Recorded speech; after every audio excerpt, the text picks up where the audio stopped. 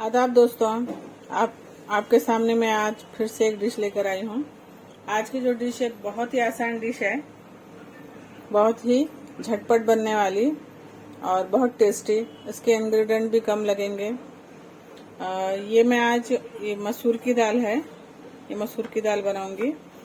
मसूर की दाल तकरीबन ये कटोरी भर के है और मसूर की खड़ी दाल भी कहते हैं इसे, क्योंकि इसे हमने गलाना नहीं है, पतली नहीं बनाना है।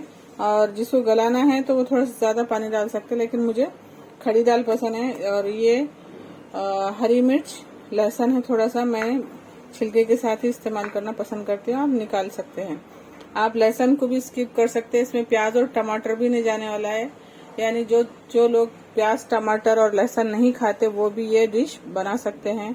थोड़ा सा हरा धनिया है गार्निशिंग के लिए, नमक, हल्दी और थोड़ा सा खाने का तेल। अभी सबसे पहले मैं इसे धोऊंगी और धोकर थोड़ा सा पानी डालूंगी। ज्यादा पानी डालकर ज्यादा देर तक नहीं रखना है, वरना ये मसूर की दाल जो है वो बहुत नरम हो जाएगी और उसका टेस्ट वैसा नहीं आएगा जैसा हम चाह रहे हैं। और ये जो है सिलबट्टा, ये जो खलबत्ता जिसे कहते हैं, मोटर एंड पेस्टल, इसमें हम इन दोनों को मोटा मोटा कूट कर लेंगे। बारीक पेस्ट नहीं बनाना है, थोड़ा सा मोटा मोटा ही रखना है। अभी मैं इसे धोकर इसमें थोड़ा सा पानी डाल देती हूँ। ये देखिए मैंने धो डाली हूँ, लेकिन मैंने बहुत ज्यादा पानी नहीं रखी, सिर्फ इतना कि सूखे ना।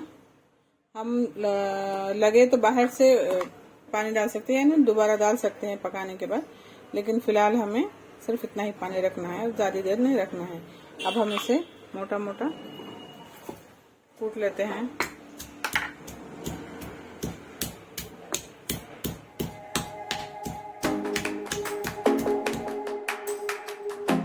इसी दौरान मैं गैस ऑन करके छोटी कढ़ाई उसके ऊपर गरम करने के लिए रख दूंगी,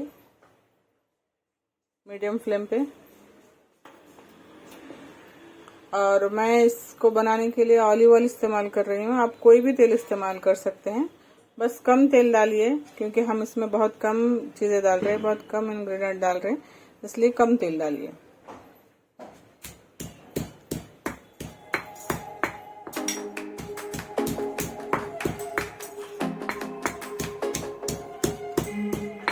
मिर्ची को बहुत बारीक नहीं करना है,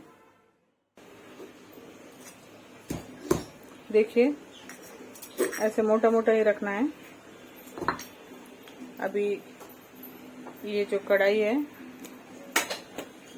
ये गर्म हो चुकी है। अब हम इसमें थोड़ा सा ऑलिव ऑयल डालती हूँ, मैं कोई भी तेल डाल सकते हैं,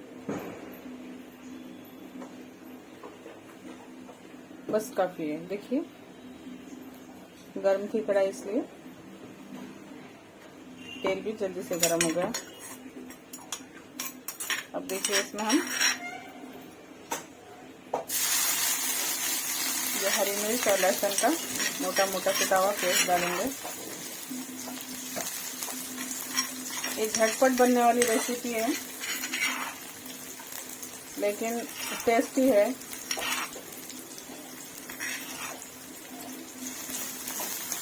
आपको अगर कच्चा कच्चा ही रखना पसंद है हरी मिर्च और लहसुन तो रख सकते हैं, मुझे थोड़ा भुना हुआ पसंद है।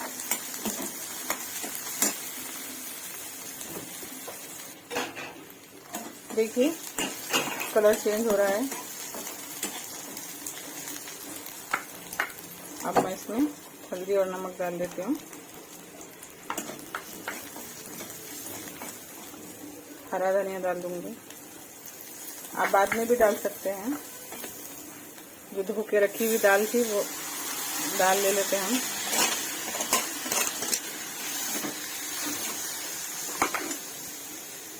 और थोड़ा सा पानी डालना है इसमें। देखिए ये सिर्फ बर्तन को हमने करके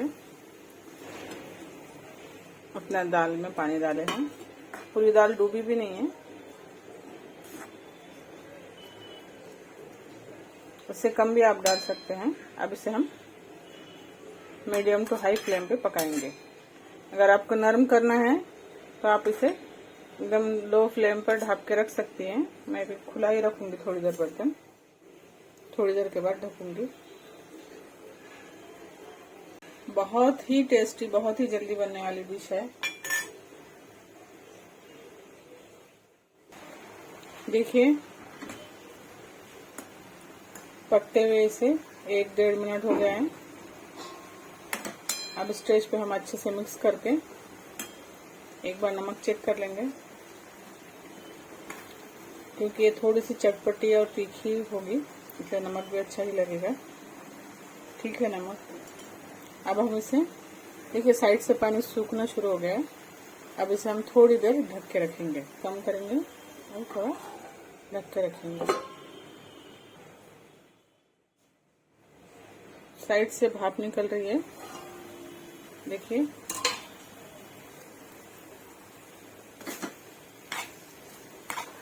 दाल का फ्लेवर बन चुकी है।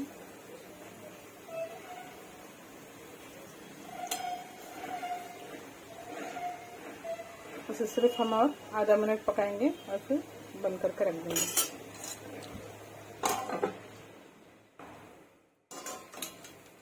ये देखिए दाल बनकर तैयार हो गई है, नीचे पानी सूख गया है।